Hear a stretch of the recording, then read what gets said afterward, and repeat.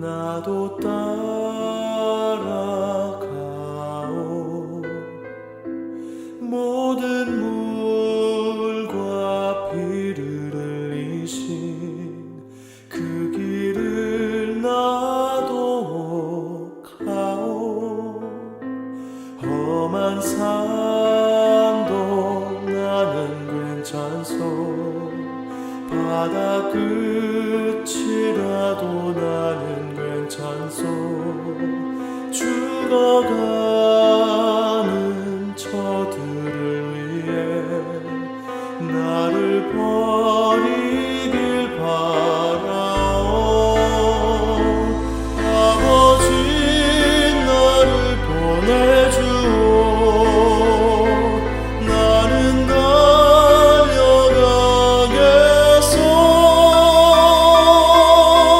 목숨도 아끼지 않겠소. 나를 보내주오.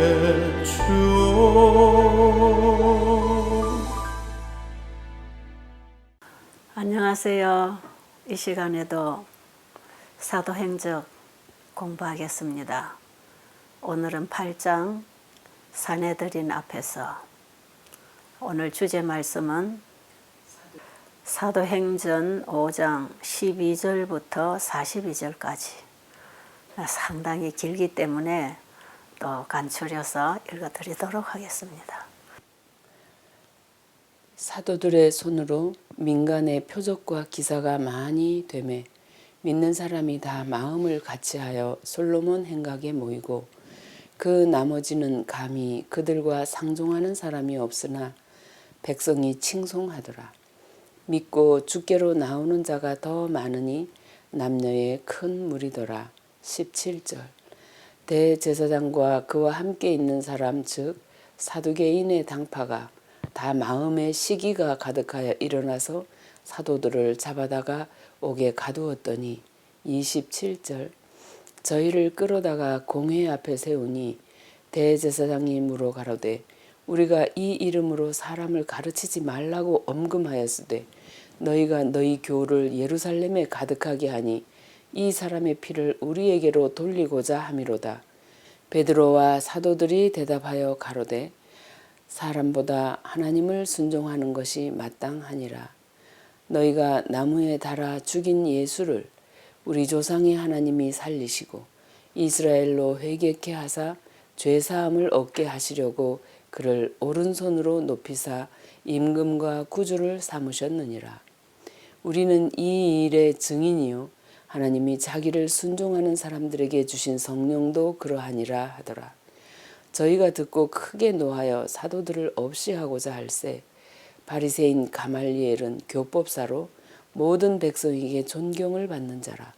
공회 중에 일어나 명하사 사도들을 잠깐 밖에 나가게 하고 말하되 이스라엘 사람아 너희가 이 사람들에게 대하여 어떻게 하려는 것을 조심하라.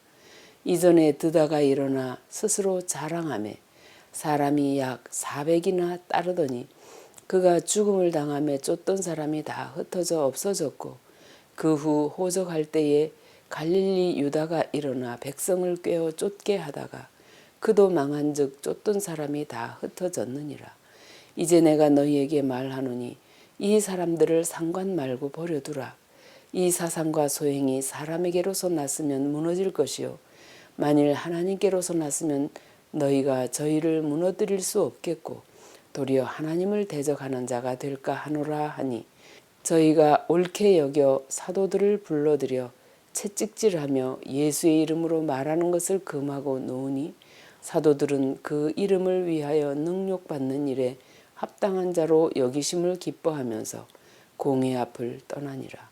저희가 날마다 성전에 있든지 집에 있든지 예수는 그리스도라 가르치기와 전도하기를 쉬지 아니하니라. 이 세상에 구원을 주시려고 이 땅에 오신 하나님의 아들 예수님은 사람들이 보기에 호감이 갈 만한 그런 배경이 아니었어요. 예수님은 자기 출생 때문에도 사람들에게 얼마나 비난을 받았습니까? 그리고 그분이 사시는 동네, 그리고 그분이 살아가던 가정생활의 그 모습, 그리고 그분이 입고 다니는 옷, 그리고 그들이 존경하는 랍비들의 교육도 받지 않은 그 예수님, 그리고 유대교 지도자로부터 무시를 당하고 멸시당하시고 사람이 보기에는 정말 흠모할 만한 것이 아무것도 없던 그분이 인류의 죄를 위해 십자가에 죽으실 때에 얼마나 처참한 모습으로 돌아가셨나요? 그러나 그분은 하나님이 사람 되어 오신 우리의 구주이셨기 때문에 하나님께서 3일 만에 부활시켜서 하늘로 데리고 가셨어요.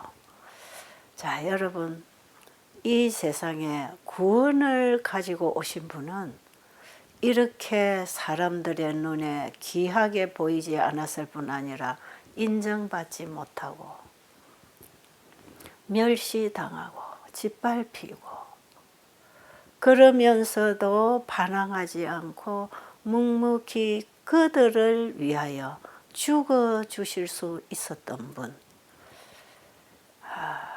자기들을 구원하러 오신 구주를 자기들이 얼마나 멸시하고 짓밟고 조롱하고 죽였나요?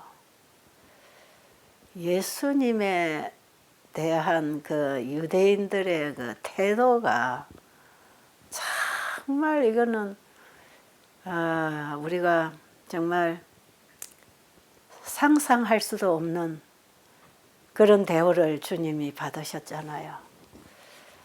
그 비천하게 보였던 그분이 우리의 유일한 구원자, 그분 때문에 우리가 영생의 희망을 가지고 지금도 살 수 있게 된 그분이 사람의 보기에는 아무 귀하게 보이지 않는 모습으로 오셔서 일하시고 가셨다는 거지요. 그런데 그 예수님을 개인의 구주로 받아들인 제자들이 예수님을 전하기 위해서 나왔을 때 그들 역시 그런 모습이었지요.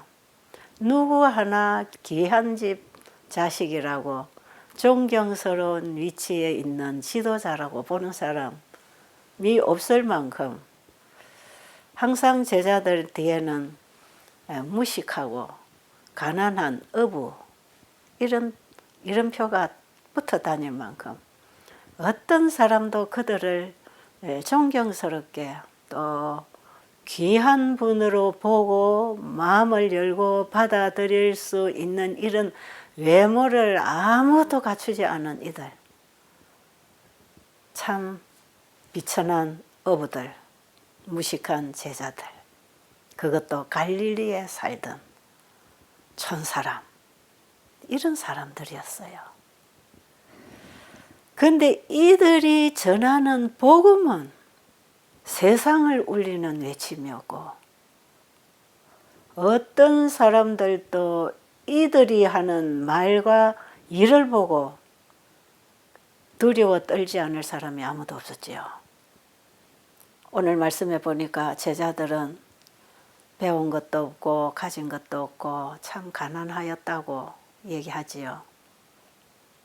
그랬기 때문에 그들은 자신들의 가진 것이나 자신들의 지식이나 지혜를 의지하지 아니하고 오직 지혜가 있으시고 부여하시고 능력이 있으신 그분께 자신들을 온전히 맡기고 그분이 내 안에 성령으로 역사하시도록 자기를 온전히 믿음으로 헌신하면서 성령의 감동을 따라 주님께서 그들에게 보여주시고 가르쳐 주신 그분을 전가하고 있는 것이에요. 지난번에 그 나면서부터 안전병이 된 사람에게 베드로가 말할 때 했듯이 내가 가진 것은 아무것도 없다. 그러나 다만 나사렛 예수 이름으로 일어나 걸어라. 이 말을 할 수 있었던 베드로는 예수님 외에는 아무것도 없었다는 게 확실하죠. 그러나 세상에서 얻을 수 없고 세상이 줄 수 없는 하늘의 능력을 소유했던 것은 그들이 예수님을 가졌기 때문에 그렇습니다. 여러분, 우리는 이 공부하고 끝나는 시간이 되지 않기를 바랍니다. 정말 내가 예수님을 가지고 그분이 주시는 힘과 능력과 권위와 생명으로 죽어가는 영혼들에게 그 생명을 나누어주는 복음을 가지고 있는가? 여러분, 좀 우리 자신을 살피면서 오직 예수님 그분만이 우리의 전부가 되어 있을 때 세상이 감당할 수 없는 힘을 받는 것이에요. 우리는 지금 이런 힘을 받지도 않았기 때문에 써보지도 못하고 가지고 있지 않기 때문에 경험도 하지 못하고 그냥 성경을 이론적으로 읽고 배우고 머리로 알아서 예수님 없는 신학적, 이론적, 논리적 성경을 말하고 있지는 않는지. 우리가 이번에 사도행전 공부를 하면서 참 중요한 거 하나를 분명히 짚어야 되는데 지금 우리에게 필요한 건 성령이시구나. 예수님이 가셔서 성령을 우리에게 보내주시고 그를 통해서 주님은 일하시겠다고 주님의 대리자로서 보혜사 성령을 우리에게 보내주셨어. 우리에게 예수님만이 주실 수 있는 그 예수 안에 있는 진리를 성령을 통해서 배우게 하셔서 그 진리가 주는 힘과 생명으로 살고 전하고 증거하도록 해주신 그 예수님이 보내신 성령, 그 성령님이 내 안에 계시는가? 성령님은 주님과 함께 일하시는 분이고 말씀으로 일하시고 가르치고 인도하시는 분이고 그 성령님은 아버지께로부터 오신 분으로서 세 분 하나님의 사역이 우리 안에서 일어나도록 함께 일하실 때 우리 마음 성전에 임하시는 하나님이 성령 하나님이세요. 그러니까 우리에게 성령이 결핍되었다. 내가 성령을 구하지 않고 성령 무시하고 산다. 그건 우리 하나님 무시하고 예수님 부인하고 사는 거하고 똑같거든요. 우리가 아무리 성경을 읽어도 성령이 가르쳐 주시는 영으로 깨닫지 못하면 수박 끄달기로 이해하는 것이에요. 그래서 성령이 우리의 교사가 되어서 성령으로부터 진리를 다시 우리는 공부해야 돼. 그래야 그 진리가 가지고 있는 생명력, 창조력이 우리를 거듭나고 변화되고 성화시켜서 회복시켜 주시는 것이에요. 씨가 땅에 들어가도 비가 오지 않으면 절대로 싹이 안 나거든요. 하늘 그대로 있는 것이거든요. 그런데 씨가 땅에 들어간 후에 비가 내리면 그 비가 와서 그 씨앗 속에 있는 생명을 일깨워서 일으켜서 순이 나게 하고 나무를 자라게 하고 햇빛을 받아서 꽃을 피우고 열매를 맺고 씨가 가지고 있는 생명력이 전개되어서 그 결실을 나타내서 보여주는 것처럼 하나님의 말씀은 우리의 마음밭에 떨어져서 우리의 영과 혼과 몸을 새 사람으로 거듭나게 회복시켜 일으켜 주는 것이에요. 그래서 사람이 옛날에 예수님 믿기 전하고 믿기 후로는 완전히 다른 인생을 사는 거다 이 말이에요. 이 역사를 다 성령이 하시는 것이에요.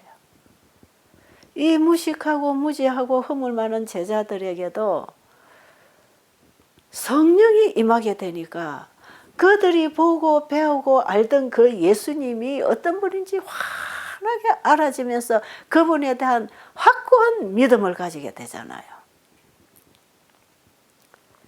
성령께서는 우리로 하여금 예수님을 믿도록 도와주십니다. 그래서 우리는 예수님을 구할 때에 예수님은 성령으로 우리 안에 임하신다는 것을 좀 이해를 할 필요가 있습니다.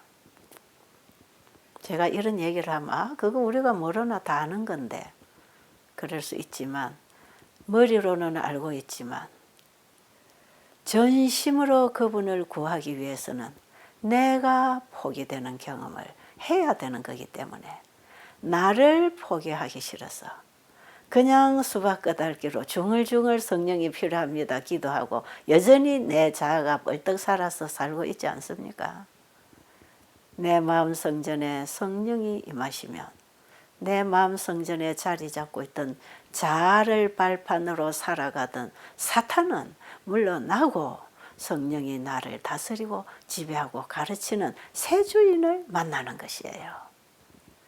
새 주인을 만났기 때문에 그 주인의 거처인 인간 몸이 새로운 말을 하고 새로운 생각을 하고 새로운 일에 접근한다 이 말이에요. 그 능력이 하나님께로부터 오는 능력이죠. 그 능력을 입어야 복음이 전파된다는 거죠. 그래서 이렇게 제자들이 담대하게 죽음을 두려워하지 않고 예수님을 전가할 수 있었던 것이지요. 찾아온 병자들에게 부활하신 예수님을 증거할 때에 부활하신 예수님의 능력이 나왔다 이 말이에요. 참 중요한 말씀이에요. 예수님 그분을 높이고 그분을 증거할 때 그분이 증거를 받으실 만한 일을 그분이 하시더라 이 말이죠. 그러니까 제자들은 그냥 통로에 불과한 것이에요. 제자들의 스스로의 힘에 이런 용기와 이런 능력이 어디 있었습니까? 너희들이 십자가에 못 박아 죽인 예수가 바로 이 세상에 오신 구주이고 그분이 하나님의 아들이었기 때문에 하나님이 도로 살려서 하늘로 데려가셨다. 우리가 다 봤다. 이렇게 그분을 증거할 때 그분이 주무십니까?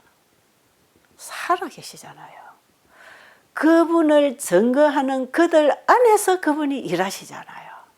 부활하신 예수님은 믿는 자 속에 사시는 것입니다. 여러분 지금 예수님이 어디 사십니까? 저 하늘 하나님 보좌 우편에 가만 앉아 계십니까? 그리고 제자들이 잘하나 못하나 성령을 통해서 지시만 하고 계십니까? 그게 아니에요. 부활하신 예수님이 사시는 곳은 어디든지 사실 수 있는 그분은 그분을 믿음으로 받아들인 모든 사람들 속에 함께 계시고 하나님 보좌 우편에도 계십니다. 그분이 제자들 속에서 일하신 증거가 제자들을 통해서 나타난 그 일입니다. 그러니까 제자들이 데리고 오는 환자들을 고쳐주는데 예수님이 하셨던 거하고 똑같은 일들을 하고 있단 말이에요. 누가 하니까요. 나타난 사람의 모습은 달라졌어요.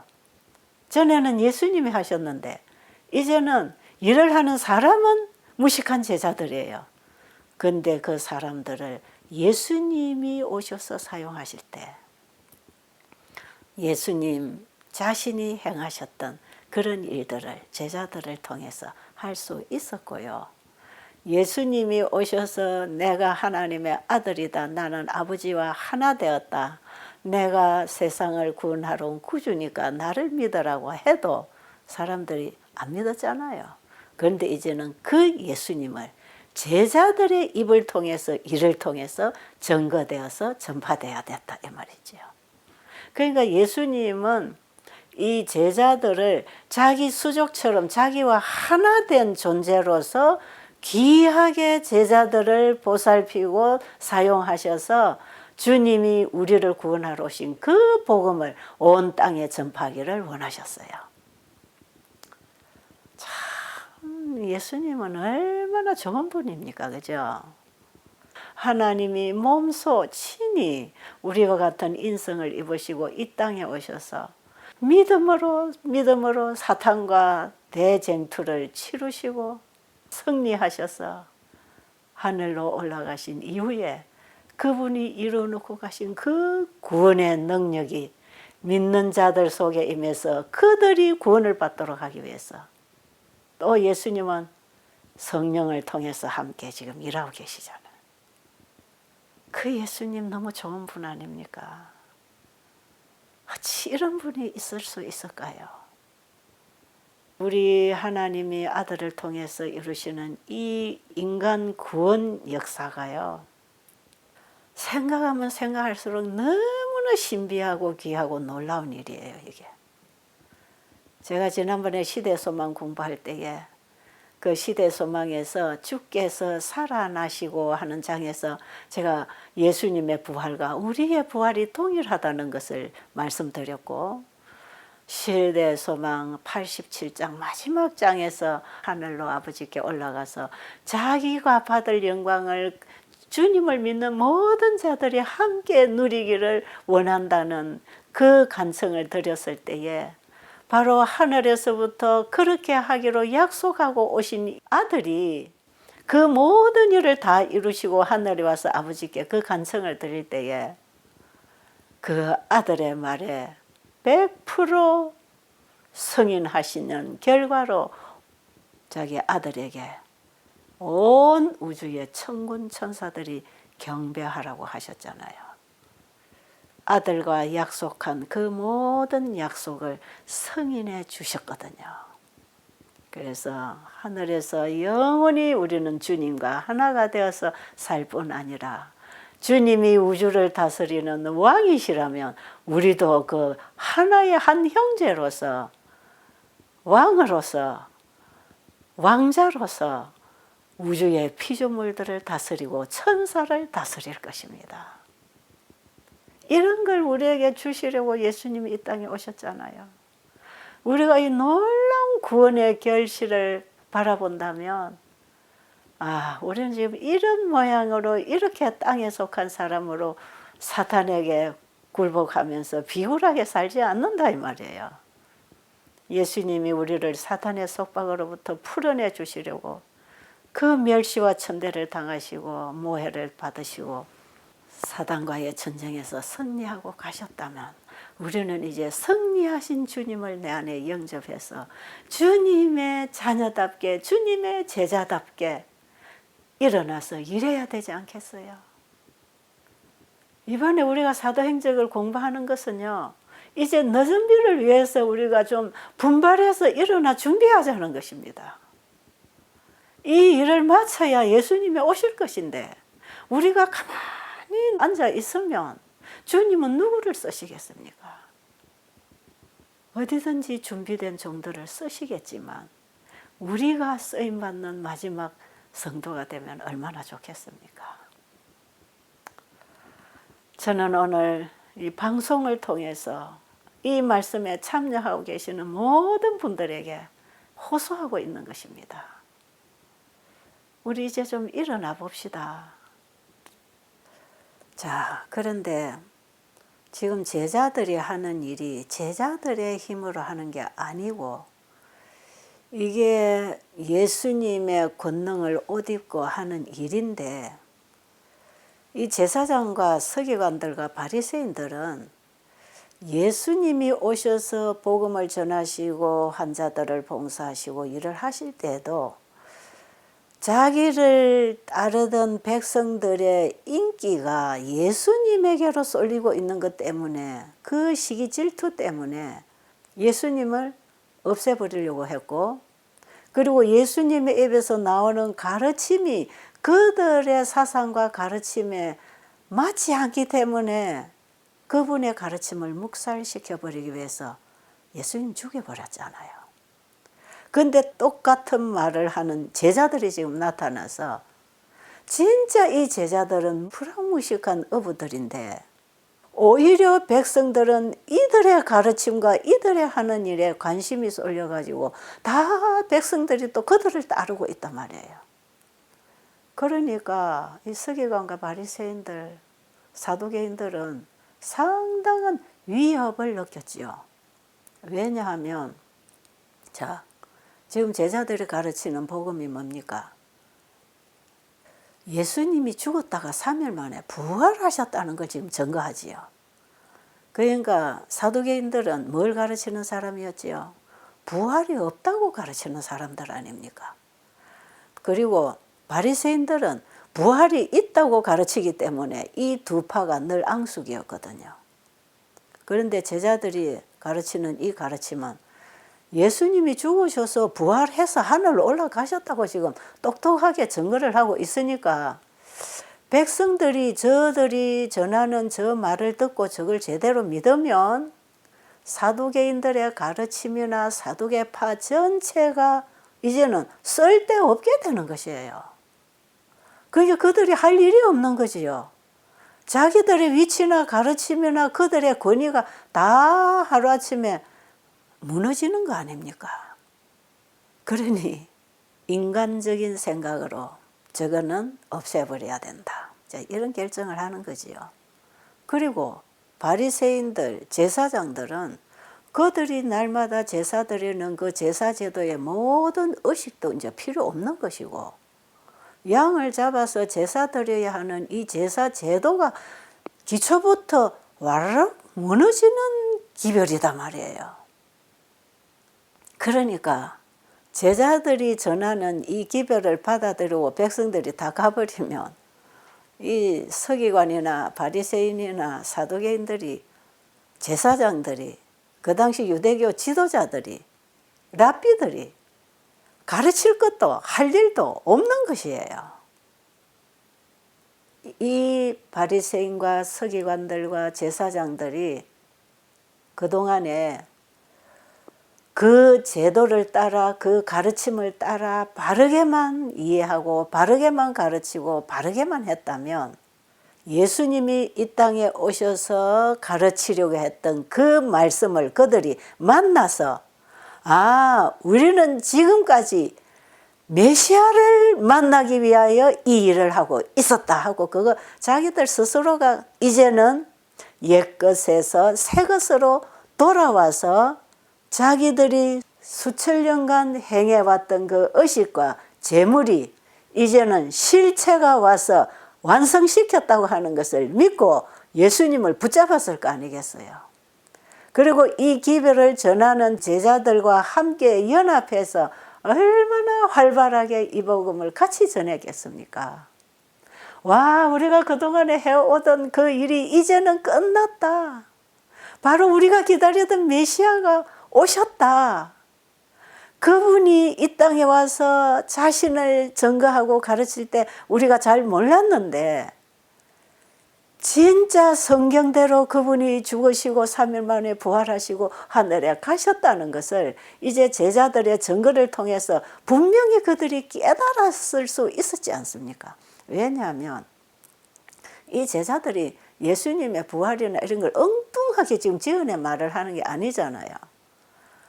자기들이 예수님을 십자가에 못 박았는데 그 예수님 무덤을 지키라고 했던 군병들이 와서 예수님 부활을 또 전해줬는데 그런 걸 계속해서 무시해버리고 현재 자기들이 하고 있는 그 일을 끝까지 고집하고 그걸 세우려고 그 일이 가르치는 실체를 거절해버리고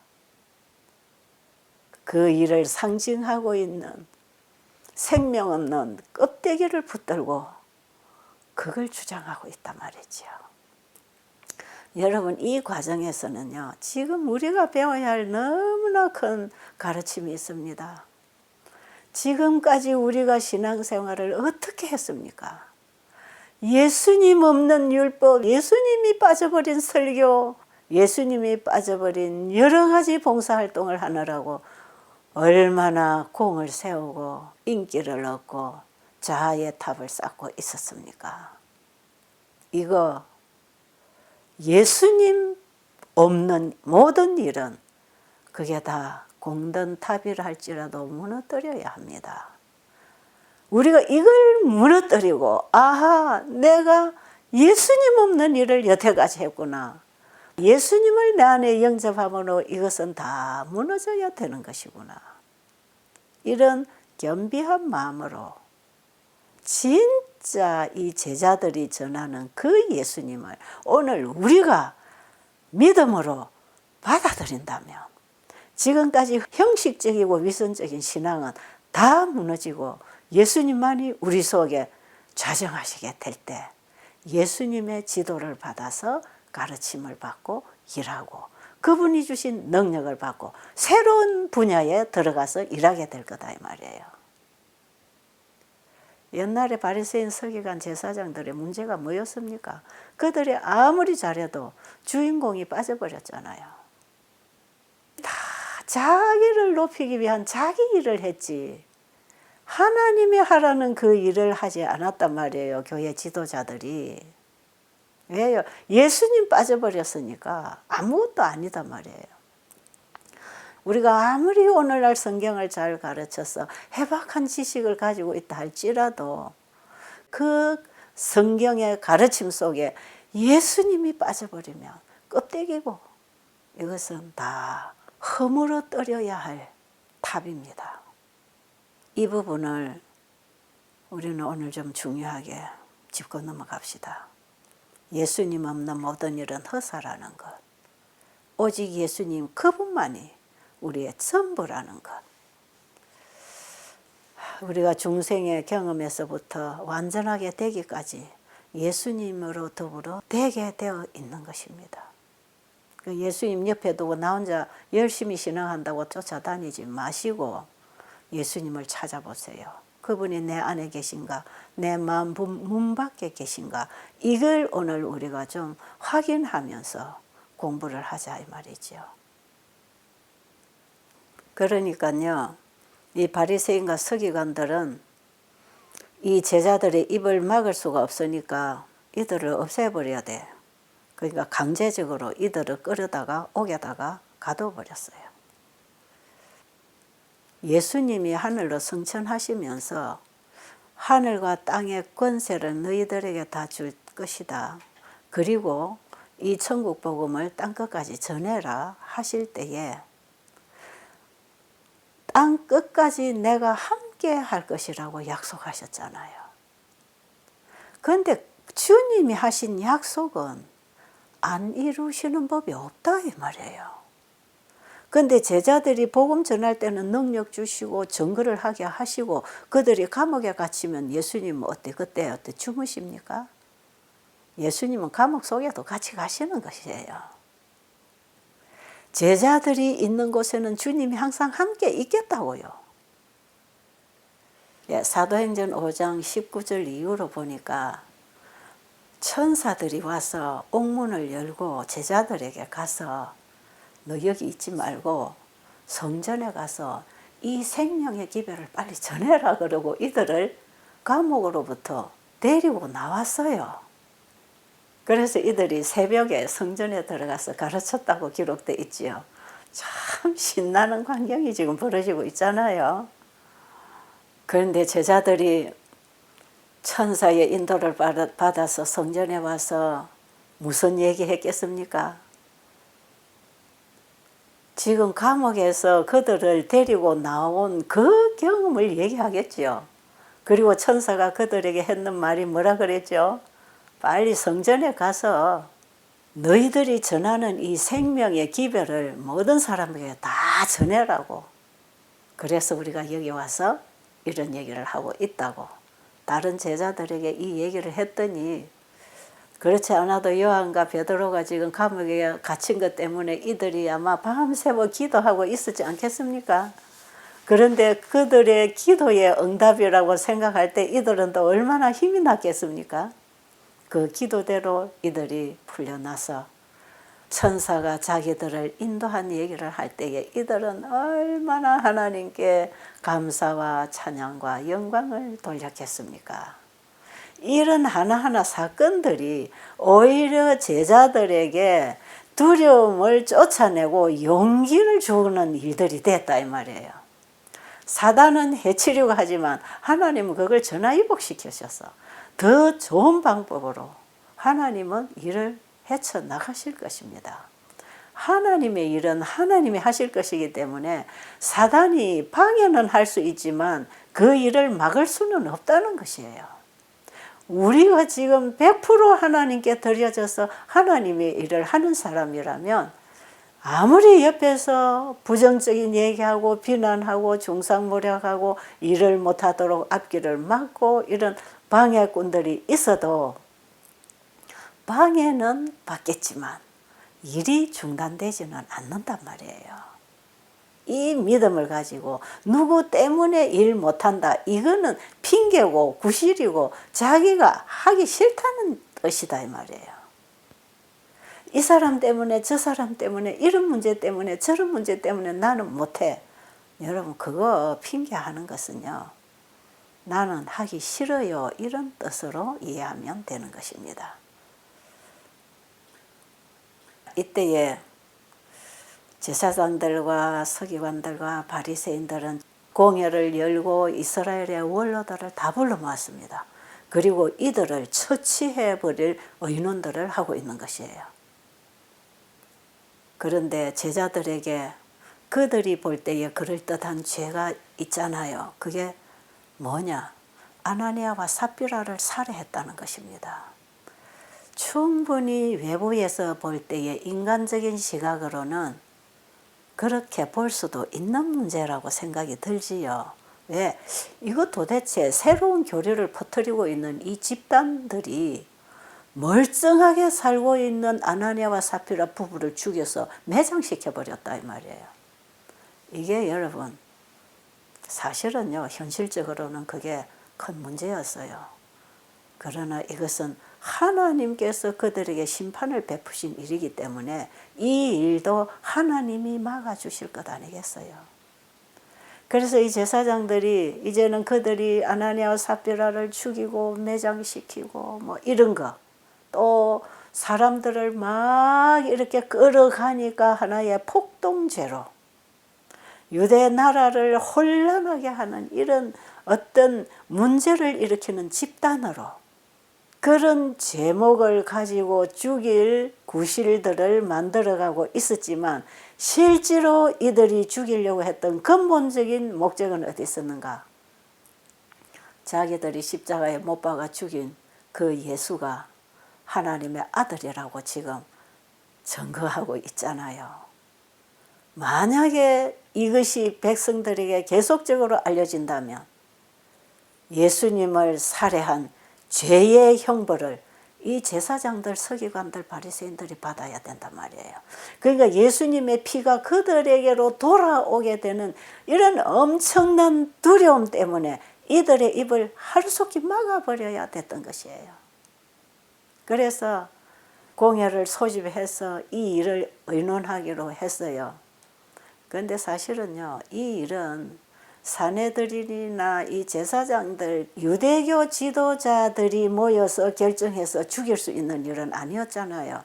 사람을 죽이는 일은 로마 법에 의해서 처형을 받아야 되는 것이고 로마 법이 죽을 것이냐 살릴 것이냐를 결정해야 되는 것이지 이것은 유대교 지도자들이 할 수 있는 권한이 없었어요.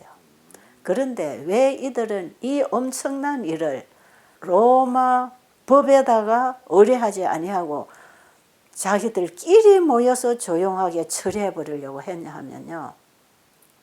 이들은 이미 이런 일을 담당하는 이 로마 당국자들에게 그동안에도 뇌물을 계속 갖다 주고 지금도 많은 뇌물을 갖다 주고는 자기들이 하는 이 일에 눈 감아 달라고 부탁을 했던 것이에요. 그러니까 이는 로마의 법정까지 갈 필요가 없이 자기들 손에서 처치해 버리려고 하는 거죠.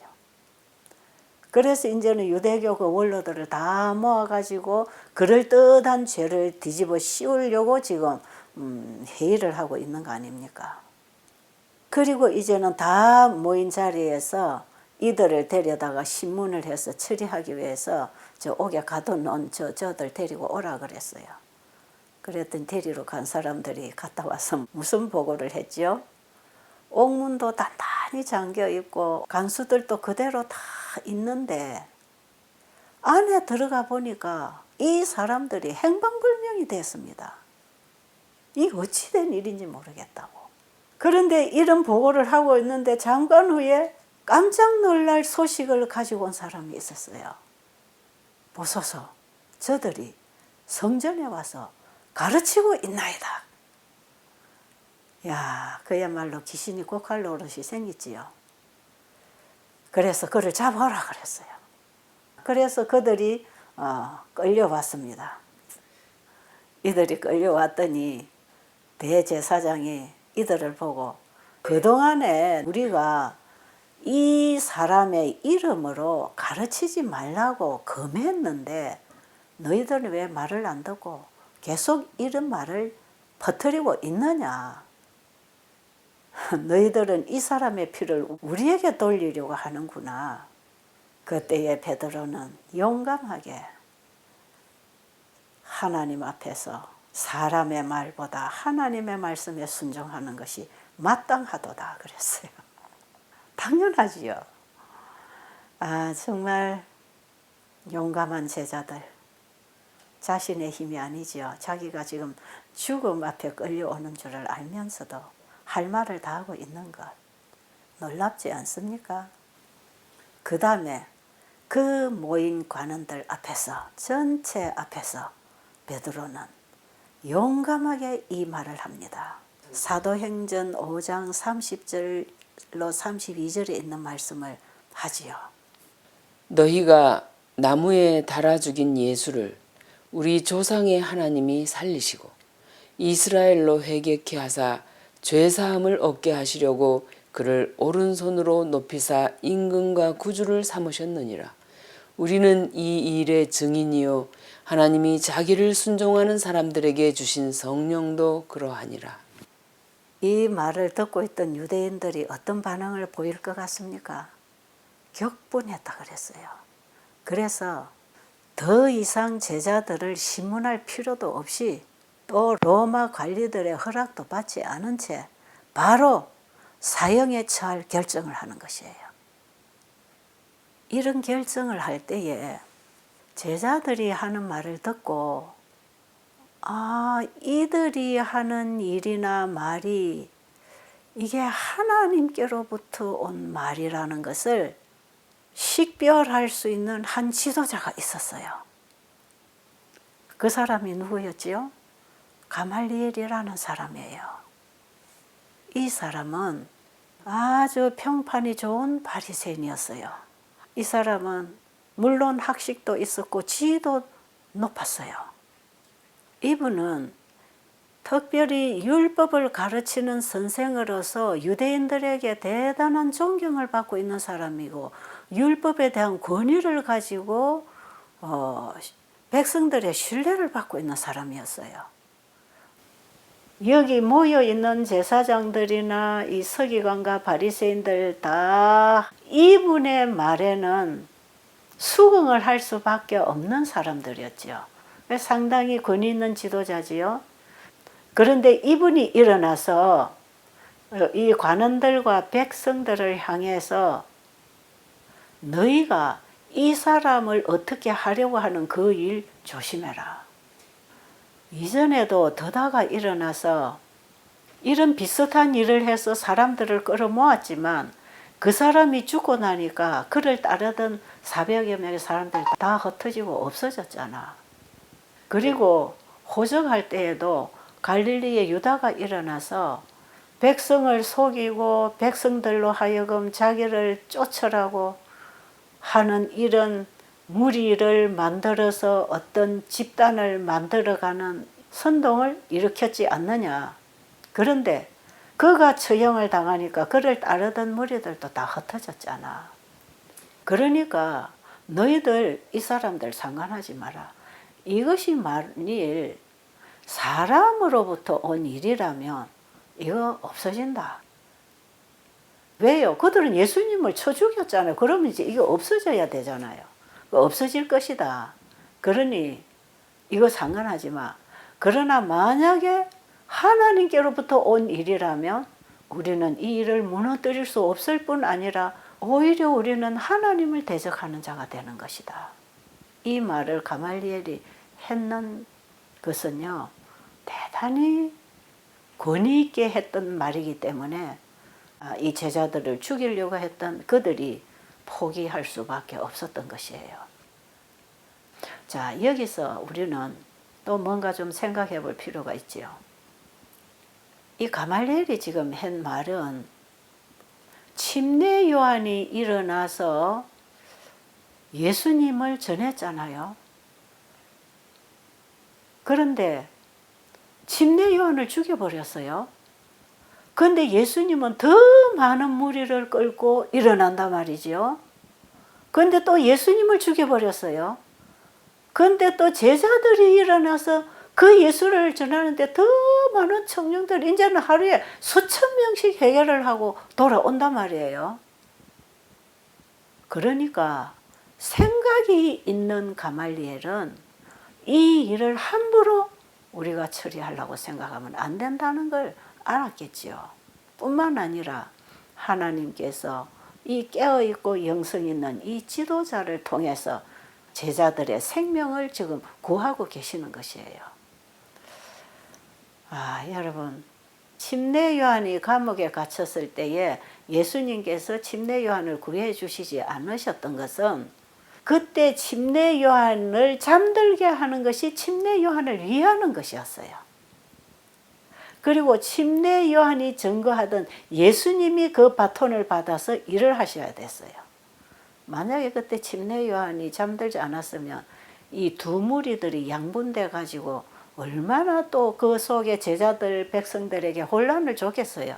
그러니까 침례 요한의 사명은 예수님이 오실 때까지였기 때문에 잠재웠지만, 그리고 예수님이 예루살렘에서 그 안식일에 환자를 치료한 것 때문에 안식일을 범했다고 예수님을 끌어다가 신문을 하고, 또 예수님은 아버지가 일하시니 나도 지금까지 일한다고 하면서 내가 아버지와 하나 됐다는 것을 증거할 때에 이들은 예수님을 사내들인으로 끌고 가서 이 안식일을 범한 죄뿐 아니라 참남죄를 지은 죄인이라고, 아버지와 하나라는 것, 그것 때문에 참남죄를 씌워가지고 예수님을 죽이려고 그때 결정하려고 그랬잖아요. 근데 그때는 누가 나타나서 이걸 막았습니까?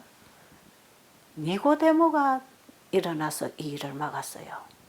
우리가 사람의 죄도 정하지 아니하고 사람을 죽이는 것은 이거는 잘못된 일이라고 니고데모가 그 당시도 아주 권위 있는 발언을 해가지고 그때 예수님 죽이는 일을 보류했잖아요. 왜 그때도 그런 사람을 세워서 예수님의 죽음을 보호하셨을까요? 아직은 예수님이 이렇게 죽으시면 안 되기 때문에, 이왕에 그분은 제사장들의 손에 넘어가서 십자가에 죽으실 분이지만 지금은 때가 아니었다 이 말이에요. 저는 이런 과정을 공부하면서 참 큰 그림 속에서 우리 하나님의 계획과 뜻이 무엇인지를 많이 생각하게 됐어요. 우리 개인들에게도 그렇다 이 말이에요. 그런데 이제는 예수님이 십자가에 죽으실 때가 되니까 예수님이 그들에게 스스로 잡히시잖아요. 겟세마네 동산에서 밤새 기도하시고 내려오실 때 폭도들이 잡으려고 했을 때 그 예수님에게서 나온 비 때문에 폭도들이 쓰러졌잖아요. 그때 예수님 도망가실 수도 있는 거거든요. 그러나 예수님은 이제 때가 되었기 때문에 순순히 그들에게 잡혀주시고 십자가로 끌려가셨잖아요. 그런데 이제 그분을 전하는 제자들도 지금 죽을 때가 아니라는 것이지요. 그러니까 가말리엘 같은 사람을 일으켜서 그 제자들의 생명을 보존해 주시는 것이에요. 그리고 이 요한과 베드로는 마지막까지 남아서, 요한은 끝까지 남아서 맨 뒤에 그는 잠들었고요.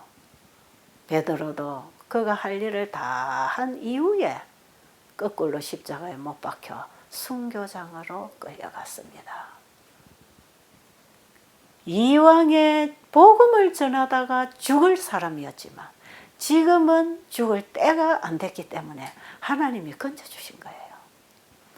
그래서요, 우리도 복음을 전하다가 어떤 위협을 느끼고 방해를 받고 반대를 만날 때 두려움과 불안감을 가질 필요가 없다는 것입니다. 아직도 하나님께서 일을 하셔야 되고 누군가가 하나님께 헌신한 그 사람을 통해서 하나님이 일하시고 계신다면 그 사람의 생명을 보존하시고 그 사람의 일할 길을 열어 가실 것입니다. 우리 하나님 그런 분으로 지금 살아 계신다 이 말이에요. 다음 말씀을 읽어드리겠습니다. 진리로 인하여 신자가 세상 법정에 설 때에 그리스도께서는 그 신자 곁에 서신다. 그가 감옥에 갇혀 있을 때에 그리스도께서는 자신을 나타내시어 당신의 사랑으로 그의 마음을 기쁘게 하신다. 그가 그리스도를 위하여 죽게 될 때에 구주께서는 그에게 저희가 몸은 죽일 수 있으나 영혼은 해할 수 없다고 말씀하신다. 담대하라. 내가 세상을 이기었노라. 두려워 말라. 내가 너와 함께 함이니라. 놀라지 말라. 나는 내 하나님이 됨이니라. 내가 너를 굳세게 하리라. 참으로 너를 도와주리라. 참으로 나의 의로운 오른손으로 너를 붙들리라. 사도행적 85에서 86. 지금 제자들이 복음을 전하다가 법정에 서게 되었고 이 법정에 선 제자들을 하나님은 보호하셨습니다. 지금 읽어드린 이 말씀에서 이미 이런 일이 있기도 전에 이사야 선지자를 통해서도 약속하셨잖아요. 이사야 41장 10절의 말씀 지금 읽어드린 말씀에 있잖아요. 너희가 이런 일을 당할 때에 두려워하지 말라. 내가 너와 함께 할 것이다. 놀라지 말라. 내가 너의 하나님이다. 내가 너를 굳세게 하리라. 참으로 내가 너를 도와주리라. 여러분, 이런 말씀이 성경에만 기록되어 있는 게 아니고 성경에서 약속하신 하나님의 말씀이 그 일을 당하고 있는 제자들을 지켜주시고 두려움 없이 담대하게 해 주셨잖아요. 그러니까 우리는요, 성경에 기록된 하나님의 말씀은 바로 그 말씀을 믿고 따르는 자들에게는 현실이 된다는 것을 배울 필요가 있습니다. 자, 이렇게 해서 하나님의 특별하신 섭리로 제자들은 여기서 풀려납니다. 그들은 나왔어도 성전에 있든지 집에 있든지 날마다 예수님이 우리의 메시아이고 그리스도라는 사실을 증거하면서 전도하는 일에 쉬지 않았습니다. 하나님의 일을 사람이 막을 수 없지요. 그래서 하늘의 뜻은 이 땅에서 완전하게 이루어져서 지구 구속 사업은 마쳐질 것입니다. 우리의 미래는 영원한 하늘이 준비되어 있다는 것 아시고 오늘도 믿음으로 전진하게 되는 여러분과 제가 되기를 간절히 바랍니다.